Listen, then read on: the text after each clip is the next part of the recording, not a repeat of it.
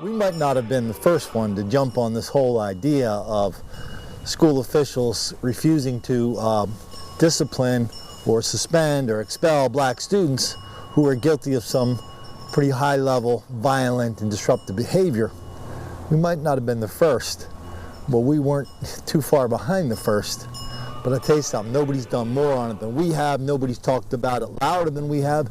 Nobody's banged the drum more than we have about what will happen when you stop enforcing, when you let the most dangerous people stay in school, because instead of being predators, we have described these people as victims of white racism, and that's why they have to stay in school. How many, we've done over 100 stories on that. Now we get a story that, and the basis of the story, right, was the Obama era, a rule that said, listen, there's an enormous difference between black kids and white kids in discipline and in performance, and there's only one reason only for that difference, that disparity, that is white racism. Good Lord, that has done so much damage. Might have done more damage than anything else Obama did, and that's a pretty long list, isn't it, with a lot of competition. Now comes Paul Sperry from the New York Post, who's one of my favorite writers. He did a fantastic story last year. We'll talk about it another time. He wrote a great book about the great bank holdup. And anyway, why don't we read Paul Sperry's article for some good news out of the Trump administration. Headline: Trump scrapping Obama-era rule that turned schools into war zones.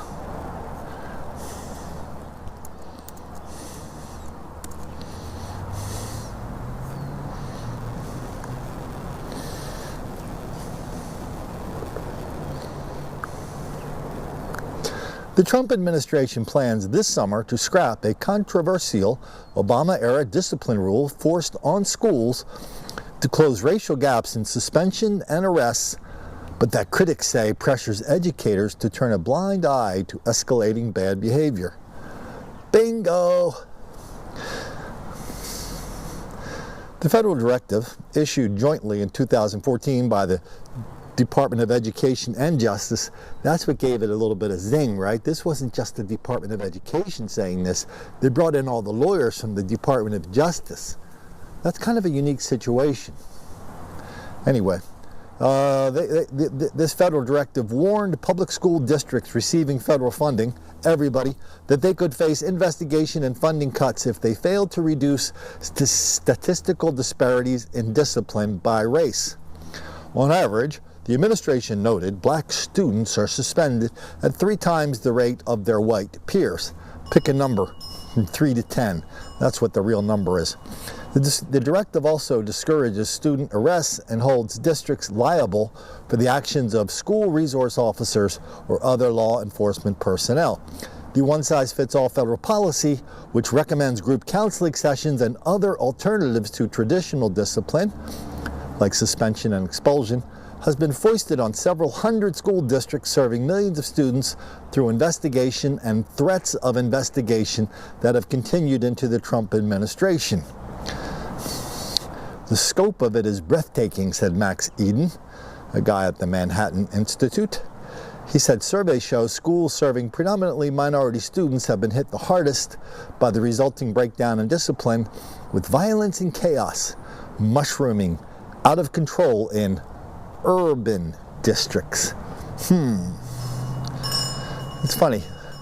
When we're talking about what the school, when we're talking about what the white racism is inflicting on black students, it's all very clear. It's like white racism, black students are victims. But when we start describing the schools, then we have to start going the euphemism route. We don't do euphemisms around here. And in New York, Mayor de Blasio recommended all these different things to prevent suspension, including restorative justice, counseling, but more schools saw more fighting, disrespect, drugs, gang activity, etc., etc. Here's the money graph. While New York City school suspensions are down, crime has spiked in city's public schools. How many times have we said that? Talking about the funny numbers.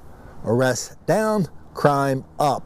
Welcome to the brave new funny world of crime numbers in and out of schools. Current academic year has seen the first school murder in more than 20 years.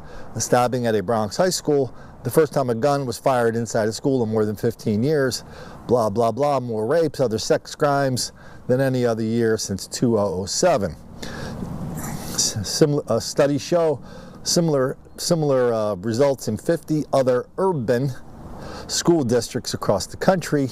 Flare-ups in violent behavior since softening their discipline codes.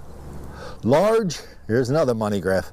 Large shares of teachers now say they feel unsafe as more and more students physically attack faculty and staff, according to the school climate and teacher surveys from dozens of districts, including Buffalo, Syracuse, Philly, and Denver.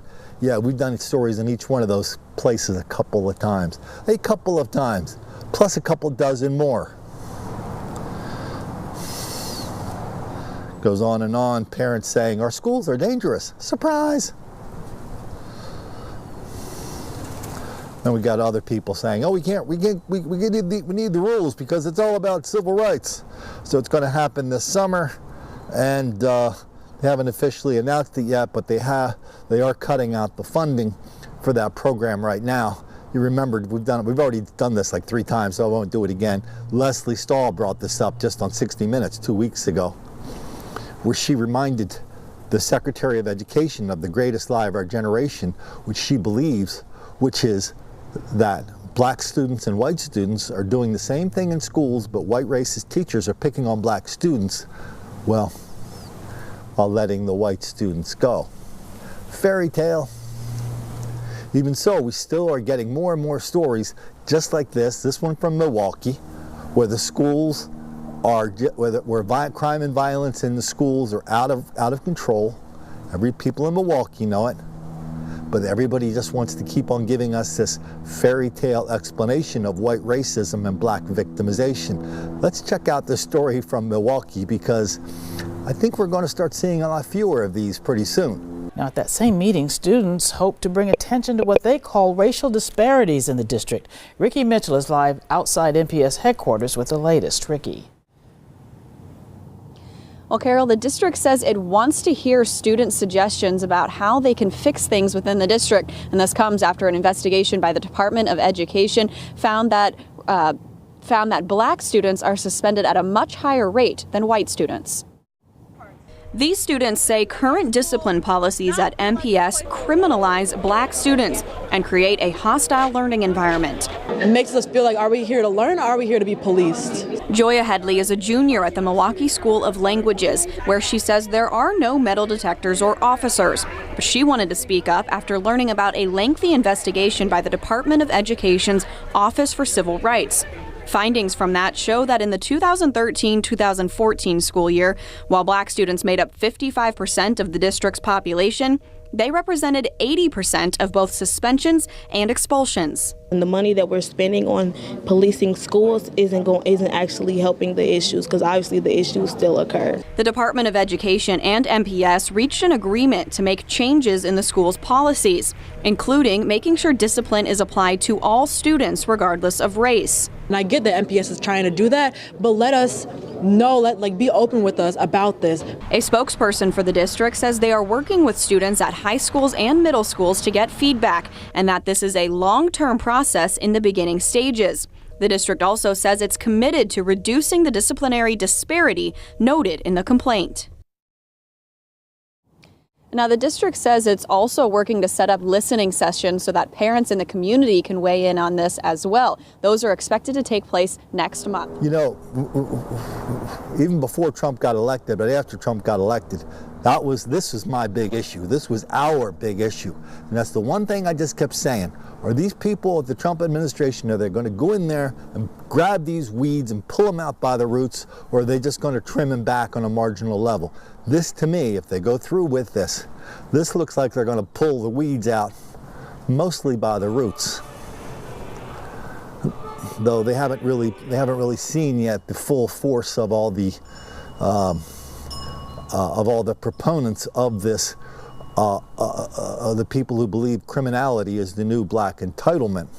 They haven't been up to the full tsunami of that. So let's see what happens when that happens.